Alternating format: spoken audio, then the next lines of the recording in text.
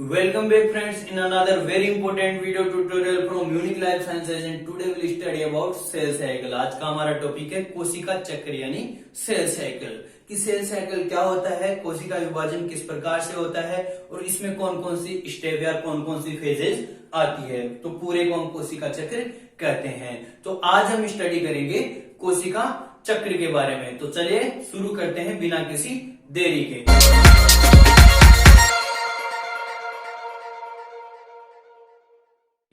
तो सबसे पहले हम देखते हैं सेल साइकिल क्या होता है। देखिए, कोई भी कोशिका वृद्धि करती है तो यानी कोई भी कोशिका वृद्धि करती है तो वो किस प्रकार से करती है, अपनी संख्या में वृद्धि करती है और संख्या में वृद्धि करने के लिए उसको क्या करना होता है, कोशिका विभाजन करना होता है। और कुछ जीवों में तो कोशिका विभाजन करना ही उनका जनन कहलाता है। जैसे बैक्टीरिया की बात करें यानी वो एक कोशिकीय जीव है और जैसे कोशिका विभाजन करेगा तो उससे दो अलग अलग जीव बन जाएंगे। लेकिन हम बहुकोशिकीय यानी मल्टीसेलुलर जैसे मानव है, कोई प्लांट्स हैं, उनके बारे में बात करें तो उनमें कोशिका विभाजन के द्वारा क्या होती है, ग्रोथ होती है। जैसे हम एम्ब्रियो से एडल्ट में बदलते हैं, वो भी कैसे बनते हैं, कोशिका विभाजन के द्वारा। धीरे धीरे कोशिका में वृद्धि होती है, किसके द्वारा, कोशिका विभाजन के द्वारा। तो सबसे पहले हम देखते हैं सेल साइकिल में क्या होती है, विभिन्न स्टेप्स होती हैं। कोशिका विभाजन होता है, कोशिका विभाजन के दौरान अलग अलग इवेंट होती हैं, अलग अलग उसमें प्रक्रियाएं होती हैं। डीएनए में क्या बदलाव होता है, मॉर्फोलॉजिकली चेंज होते हैं, तो अलग अलग इवेंट्स होती है और ये इवेंट्स एक सीक्वेंस वाइज होती है। उन सीक्वेंस की सीरीज को हम क्या बोलते हैं, सेल साइकिल कहते हैं। यानी कोशिका विभाजन के दौरान होने वाली विभिन्न घटनाओं को विभिन्न घटनाओं के क्रम को क्या बोलते हैं, कोशिका चक्र बोलते हैं, यानी सेल साइकिल बोलते हैं। यदि सेल साइकिल को हम देखें तो इसको दो मुख्य भागों में हम डिवाइड कर सकते हैं। तो आपके सामने ये साइकिल बना हुआ है, तो इस साइकिल को हम दो भागों में यानी सेल साइकिल को हम दो भागों में विभाजित कर सकते हैं। दो कौन से भागों में विभाजित कर सकते हैं सेल साइकिल को, दो भाग है हमारे पास, एक तो है इंटरफेज और एक है माइटोटिक फेज। तो ये तो भाग हो गया हमारे पास, कौन सा, ये जो भाग हो गया, इतना भाग ये हो गया इंटरफेज। कौन सा हो गया, इंटरफेज। ये तो हो गया इंटरफेज। और ये जो छोटा सा भाग हो गया वो क्या बच गया हमारे पास, माइटोटिक फेज। Mitotic phase. तो कोशिका चक्र को यानी सेल साइकिल को हम दो भागों में विभाजित करते हैं, इंटरफेज और माइटोटिक फेज। अब देखो, आप क्या देख पा रहे हो कि इंटरफेज तो क्या है, बहुत बड़ा है। इंटरफेज तो बहुत बड़ा है और माइटोटिक फेज की बात करें तो वो छोटा सा ही फेज है, यानी विभाजन अवस्था और अंतरावस्था। तो विभाजन अवस्था तो बहुत छोटी होती है। तो ये जो साइकिल है वो टाइम के अकॉर्डिंग है, तो इंटरफेज में ज्यादा टाइम लगता है और माइटोटिक फेज में बहुत कम समय लगता है। तो टाइमिंग के अकॉर्डिंग है। अब देखो यहाँ पर आप वो देख पा रहे हो कि इंटरफेज में भी तीन बड़ी बड़ी फेज हो रही है। इंटरफेज को भी तीन अलग अलग फेज में हम डिवाइड कर सकते हैं। तो ये जो सबसे बड़ी फेज है, इंटरफेज में जो सबसे बड़ी फेज है, उस फेज का नाम है जीवन फेज। जीवन फेज, जीवन फेज यानी गैप। जी यहाँ पर टर्म है गैप के लिए, तो जीवन फेज आती है। जीवन फेज के बाद में यहाँ पर जो दूसरी बड़ी फेज दिखाई दे रही है उसको बोलते हैं हम एस फेज। कौन सी फेज बोलते हैं, एस फेज, यानी सिंथेसिस फेज। एस किसके लिए, यहाँ पर सिंथेसिस फेज के लिए। और सिंथेसिस फेज के बाद में आती है G2 फेज यानी गैप टू। G2 फेज, कौन सी फेज आती है, G2 फेज। और G2 फेज के बाद में कौन सी फेज स्टार्ट हो जाती है, माइटोटिक फेज। माइटोटिक फेज बहुत ही छोटी अवस्था होती है, इसको भी हम चार मुख्य अवस्थाओं में विभाजित कर सकते हैं। तो मोटे तौर पर हम इसको दो भागों में डिवाइड कर सकते हैं, पहले कैरियोकाइनेसिस और फिर कर सकते हैं साइटोकाइनेसिस।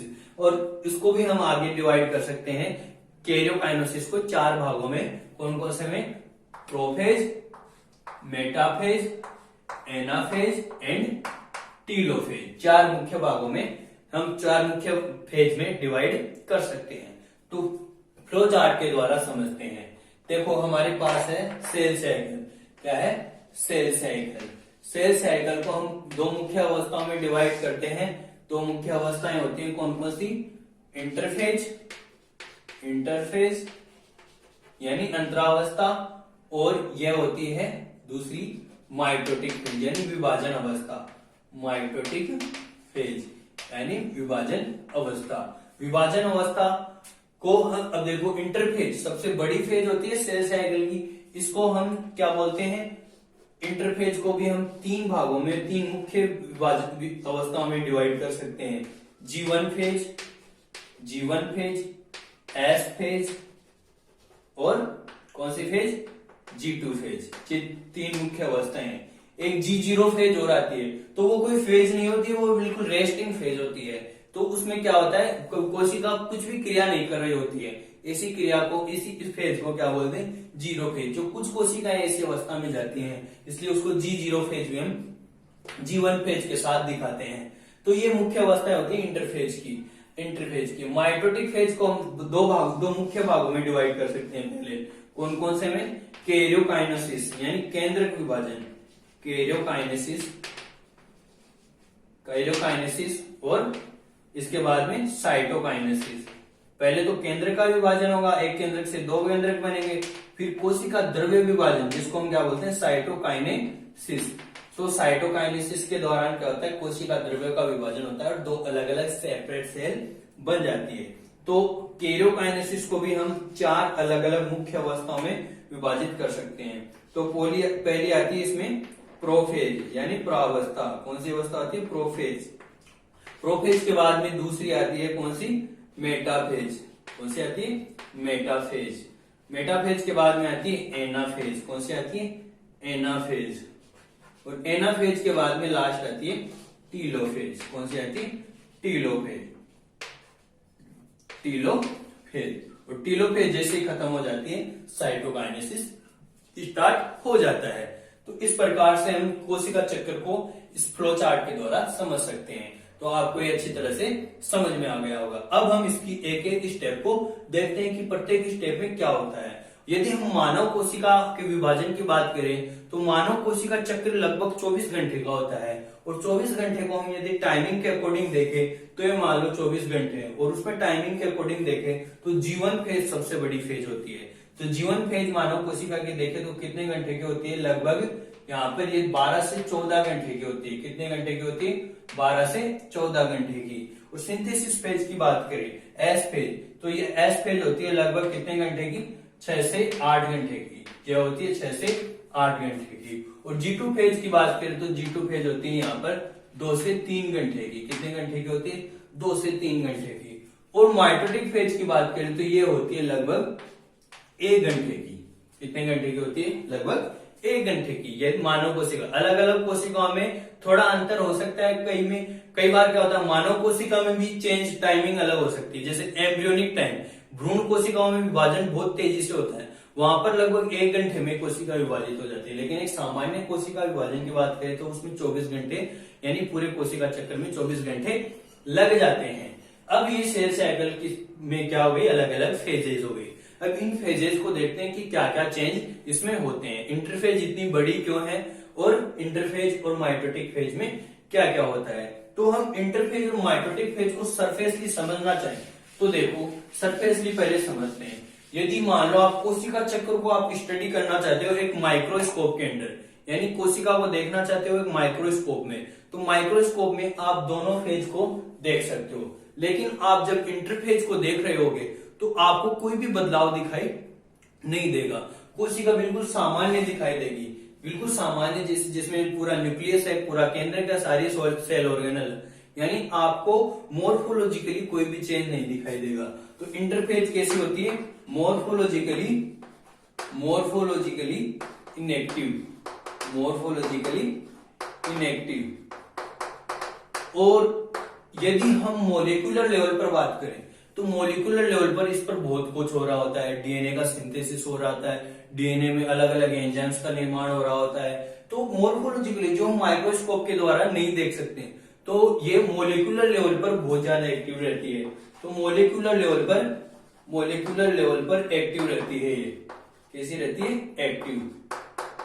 मोर्फोलॉजिकली देखें तो आपको माइक्रोस्कोप में कुछ भी दिखाई नहीं देगा। अब माइटोटिक फेज की बात करें तो माइटोटिक फेज मोर्फोलॉजिकली कैसी होती है, एक्टिव। यदि आप जैसे ही इंटरफेज खत्म होगी तो इसकी संरचना में, कोशिका में कुछ आपको बदलाव दिखाई देने लग जाएंगे माइक्रोस्कोप में ही।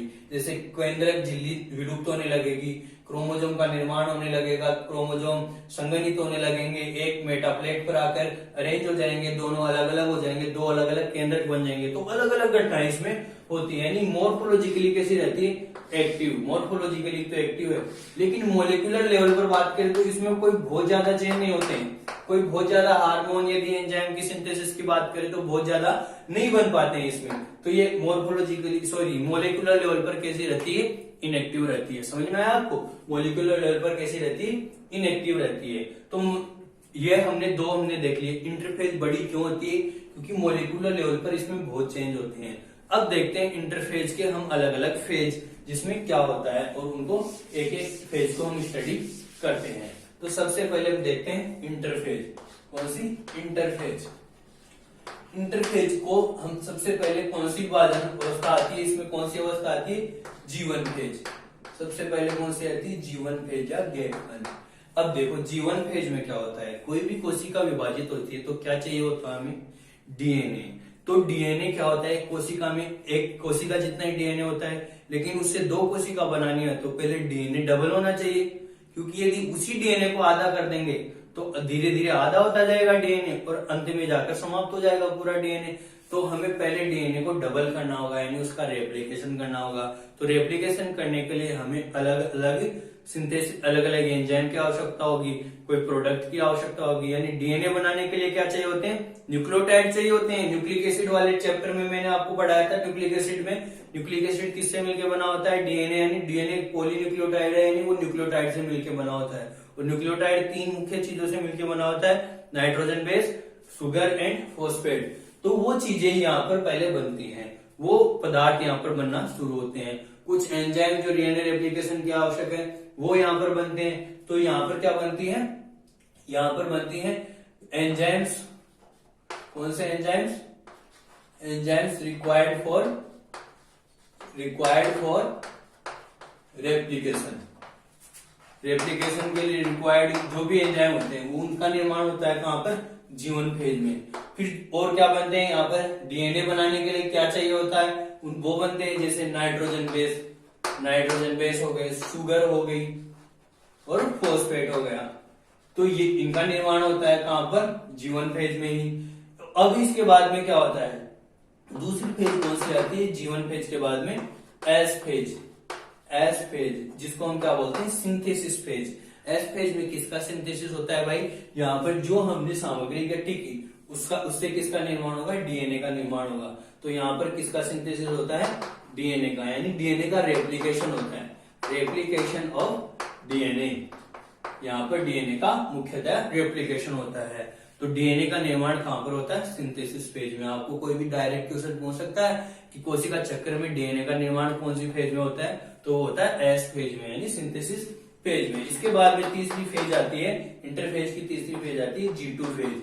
G2 फेज में क्या होता है, यहाँ पर केवल डीएनए का निर्माण होता है, आरएनए वगैरह का निर्माण नहीं होता है। तो यहाँ पर कुछ आरएनए वगैरह का निर्माण होता है, आरएनए सिंथेसिस होता है। और आरएनए सिंथेसिस के साथ हमें डीएनए में क्या होता है, कोशिका विभाजन करना तो क्रोमोसोम को अलग अलग करने के लिए हमें स्पिंडल फाइबर की आवश्यकता होती है, तरकु तंतुओं की आवश्यकता होती है। और तरकु तंतुओं को बनाने के लिए एक प्रोटीन की आवश्यकता होती है जिसको ट्यूबुलिन प्रोटीन कहते हैं। तो ट्यूबुलिन प्रोटीन वगैरह का निर्माण कहां पर होता है, कहां पर होता है, G2 फेज में। कहां पर होता है, ट्यूबुलिन प्रोटीन का निर्माण होता है इसमें। समझ में आया आपको, ट्यूबुलिन प्रोटीन का निर्माण कहां पर होता है, G2 फेज में। अब इसके बाद में हम बात करें, ये तो हो गई हमारी इंटरफेज। इंटरफेज इतनी बड़ी क्यों है, क्योंकि ये मॉलिक्यूलर लेवल पर इसमें बहुत ज्यादा सिंथेसिस होता है, इसलिए इतनी बड़ी रहती है। और यहाँ पर अलग अलग चेक पॉइंट्स भी पाए जाते हैं जो हम नेक्स्ट वीडियो लेक्चर में डिस्कस करेंगे, किस प्रकार से ये अलग अलग फेज से होकर गुजरती है, इसका रेगुलेशन कौन करता है, किस प्रकार से किया जाता है। इंटरफेज ये हो गई। अब इंटरफेज के बाद में कौन सी फेज आती है, माइटोटिक फेज। कौन सी फेज आती है, माइटोटिक फेज। माइटोटिक फेज की बात करें तो माइटोटिक फेज को हम मुख्य सबसे पहले दो भागों में विभाजित करते हैं। माइटोटिक फेज को दो भागों में विभाजित कर सकते हैं।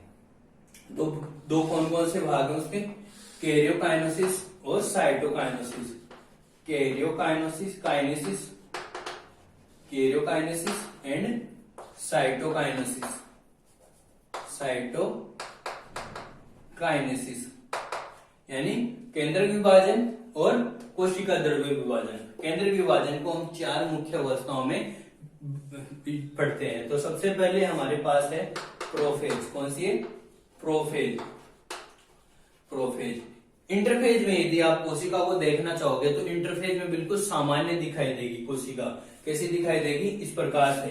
जैसे ये कोशिका है, इस कोशिका में केंद्रक है, केंद्रक में डीएनए क्रोमेटिन के रूप में है। ये भी क्वेश्चन पूछा जा सकता है कि ये इंटरफेज होती है, इंटरफेज में डीएनए किसके रूप में पाया जाता है? किसके रूप में पाया जाता है? क्रोमेटिन के रूप में, यानी जालनुमा संरचना होती है और बिल्कुल सामान्य कोशिका दिखाई देगी। इंटरफेज की तीनों फेज में बिल्कुल कोशिका सामान्य ही दिखाई देगी आपको माइक्रोस्कोप में देखना चाहोगी तो। लेकिन जैसे ही प्रोफेज यानी माइटोटिक फेज की पहली फेज आएगी प्रोफेज, तो प्रोफेज में क्या होना लग जाएगा? कुछ चेंजेस आने लग जाएंगे। तो ये कोशिका है इंटरफेज की, इसमें आप इंटरफेज में कोशिका इस प्रकार की दिखाई देगी। लेकिन जैसे ही स्टार्ट होगा क्या? माइटोटिक फेज, तो माइटोटिक फेज में ये जो कोशिका झिल्ली है ये क्या होने लग जाएगी? गायब होने लग जाएगी। और ये जो ये क्रोमेटिन है वो संघनित होने लग जाएगा और क्रोमोजोम के जैसे क्रोमोजोम बनने लग जाएंगे इसमें, यानी सूक्ष्म मोटे क्रोमोजोम बनने लग जाएंगे। इस प्रकार के क्रोमोजोम इसमें बनने लग जाएंगे। अब देखो ये क्या हुआ? प्रोफेज। प्रोफेज में केंद्रक झिल्ली गायब हो गई और इसमें क्रोमोजोम संघनित होकर दिखाई देने लगे। दूसरी फेज आती है इसके बाद में, प्रोफेज के बाद में दूसरी फेज आती है हमारे पास में मेटाफेज। कौन सी फेज आती है? मेटाफेज। मेटाफेज में क्या होगा? देखो ये जो क्रोमोजोम है, ये क्रोमोजोम है हमारे पास, ये क्रोमोजोम कोशिका के मध्य में आकर व्यवस्थित होने लगते हैं। कोशिका के मध्य प्लेट यानी मिड प्लेट में आकर व्यवस्थित होने लगते हैं। इस प्रकार से कोशिका के मध्य में आकर व्यवस्थित होने लगे और स्पिंडल फाइबर्स का निर्माण होने लगता है। इस प्रकार से स्पिंडल फाइबर का निर्माण होने लगता है, ये तंतु तंतुओं का निर्माण होने लगता है। तो मेटाफेज में क्या होता है? ये जो क्रोमोजोम है वो मध्य में आकर अरेंज हो जाते हैं और किसका निर्माण हो गया? इसका निर्माण हो गया, तंतु तंतु का निर्माण हो गया। इसके बाद में तीसरी स्टेप आती है हमारे पास। तीसरी स्टेप कौन सी है?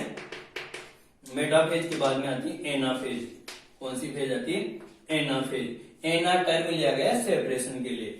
ये जो क्रोमोजोम है यहाँ पर ये समजात गुणसूत्रों के जोड़े बनाता है, समजात गुणसूत्रों के जोड़े बनाता है और वो जोड़े अब अलग होने लगते हैं। जोड़े अलग होने लगते हैं और आधे आधे गुणसूत्र ध्रुवों की तरफ गति करने लगते हैं। कहां पर गति करने लगते हैं? ध्रुवों की तरफ गति करने लगते हैं। और इनमें सहायता कौन करता है? ये जो स्पिंडल फाइबर बने थे, ये जो स्पिंडल फाइबर थे ये आधे आधे गुणसूत्रों को अलग अलग कर देते हैं। जो इन्होंने जोड़े बनाए थे उन जोड़ों को अलग कर देते हैं। काइनेटिक और प्रोटीन से जुड़ते हैं ये स्पिंडल फाइबर और इनको अलग कर देते हैं और ये ध्रुवों की तरफ गति करने लगते हैं। ये अर्धगुणसूत्र ध्रुवों की तरफ गति करने लगते हैं। अभी ध्रुवों की तरफ गति करने लगे और ध्रुवों पर पहुंच जाते हैं। और लास्ट में कौन सी फेज आती है? चौथी फेज आती है टीलोफेज। कौन सी फेज आती है? टीलोफेज। तो देखो टीलोफेज में क्या होगा? टीलोफेज में ये जो दोनों तरफ गुणसूत्र मूव करे थे वो गुणसूत्र क्या होने लगते हैं? केंद्रक में दोनों तरफ दो केंद्रक झिल्लियां बनने लगती हैं। ध्रुवों की तरफ दो केंद्रक बनने लगते हैं और उसमें ये गुणसूत्र क्या होने लगते हैं? क्रोमेटिन के रूप में अरेंज हो जाते हैं। तो एक ही कोशिका में टीलोफेज के दौरान दो केंद्रक बन जाते हैं। दो केंद्रक बन गए यहाँ पर, एक ही कोशिका थी, तो इसको कहते हैं क्या कहते हैं? टीलोफेज। तो टीलोफेज के अंत में हमारे पास क्या हो गया? एक केंद्रक से दो केंद्रक हो गए। तो इसी को कहते हैं हम केरियोकाइनेसिस। तो माइटोटिक फेज का केरियोकाइनेसिस कंप्लीट हो गया। अब केरियोकाइनेसिस के बाद में क्या होता है? साइटोकाइनेसिस। साइटोकाइनेसिस की बात करें तो कोशिका द्रव्यों का विभाजन होना आवश्यक है। तो कोशिका द्रव्यों का विभाजन अलग अलग हो सकता है। एनिमल सेल में अलग होता है और प्लांट सेल में अलग प्रकार से होता है। तो एनिमल सेल की बात करें तो एनिमल सेल में कोशिका द्रव्य में पहले क्या होने लगता है? एक खांच बनने लगती है। इस प्रकार से खांच बनने लगती है और ये खांच धीरे धीरे अंदर की तरफ बढ़ने लगती है। शूरो बनती है और ये अंदर की तरफ बढ़ने लगती है। हमें पता है केंद्र कहां पर बन जाते हैं? पहले ही बन जाते हैं और ये अंदर बढ़ती जाती है और दो अलग अलग कोशिकाएं बन जाती है। इस प्रकार से दो अलग अलग कोशिकाएं बन जाती है। ये खांच धीरे धीरे अंदर बढ़ती जाएगी। प्लांट सेल की बात करें तो प्लांट सेल में थोड़ा अलग प्रकार का होता है। प्लांट सेल में अलग प्रकार का होता है। प्लांट सेल में हमें पता है सेल वॉल पाई जाती है, सेल वॉल पाई जाती है और सेल वॉल में जैसे यहाँ पर टीलोफेज के अंत में क्या हो गया, दो हमें क्या मिल गए, दो केंद्रक मिल गए। और यहाँ पर टीलोफेज जैसे ही खत्म होती है तो साइटोकाइनेसिस स्टार्ट होता है, तो सेल प्लेट का निर्माण होता है। और इस सेल प्लेट पर क्या होने लगता है, फ्रेगमोप्लास्ट आकर रिलीज होने लगते हैं और एक कोशिका भित्ति का निर्माण यानी सेल वॉल का निर्माण हो जाता है और दो अलग अलग कोशिकाएं बन जाती हैं। बाद में ये अपनी मदर सेल की जैसे साइज कर लेते हैं।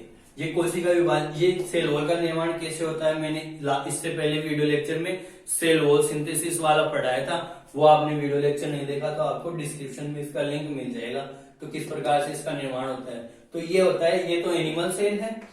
एनिमल सेल में तो क्या होता है, खांच बनती है, और प्लांट सेल में सेल प्लेट का निर्माण होता है।